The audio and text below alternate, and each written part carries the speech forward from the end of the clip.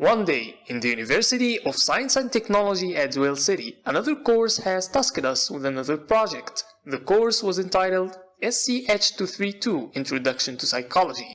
The project required us to develop a research hypothesis, design an experiment to test it, actually performing the experiment on our colleagues. Man, are we mad scientists?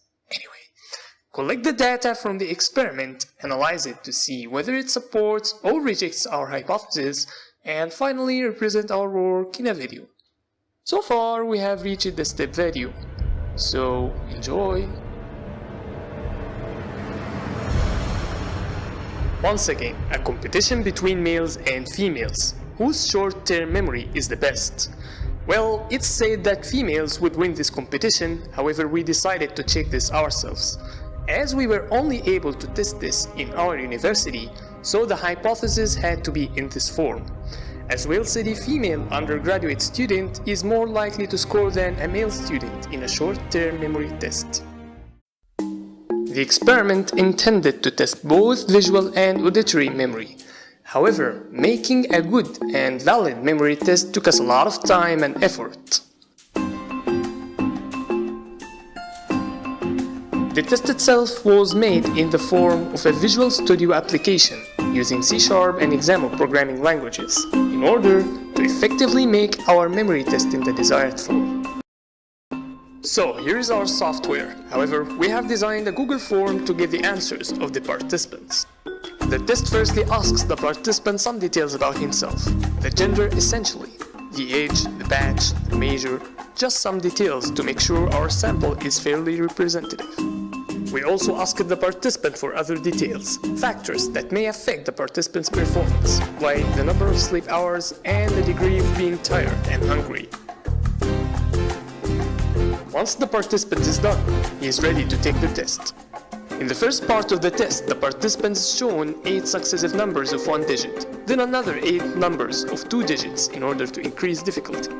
The questions tested the ability to hold information in the visual registers and transfer them to the short-term memory. In addition, they also tested the extent of being affected by proactive, retroactive, and serial position effects. In the second part, the participant listens to a story in Arabic. يوم الخميس اللي فات ربنا قدر ان بيت جديد يتفتح لما سامح وسلمى اتجوزوا. سامح قرر في أول يوم 3 من جوازهم. We were not willing to test listening skills, so the whole story was told in Arabic. The participant is then to answer some questions about details in the story. تدبير ربنا كبير قوي وفوق تدبير الظلمة. سلمى نسيت موبايلها الإريكسون في عربية سامح. وسامح استخدم Kareem, what a good narrator. In the third and most difficult part, as most of the participants report, the participants were shown 4 images, each for 2 seconds, and after each one they were asked about one of the details. Finally, the participants were asked about their opinion about who has a better short-term memory, male or a female. Fortunately, we were able to perform the experiment with 47 of our colleagues. Well, not that fair, but we were restricted to our colleagues' number. What could have we done? So, 47 subjects were tested, 66% males for 34% females. Third-year students were also twice as many, and only 1 visitor participated. Well, of course we tried to limit this in order to stick to our hypothesis. As for majors, the most of the participants were from space and nanotechnology, so we guess from the previous data that our sample was quite representative. We can see that the average score of females is higher, which definitely verifies our hypothesis. However, we could also gather some interesting data. Firstly, the average of part 1 and part 3, which were the visual parts, were much less than part 2, the auditory part. This agrees with the fact that information in the auditory registers lasts for longer. Secondly, it seems that sleep hours don't significantly affect males' performance. However, they seem to affect females powerfully.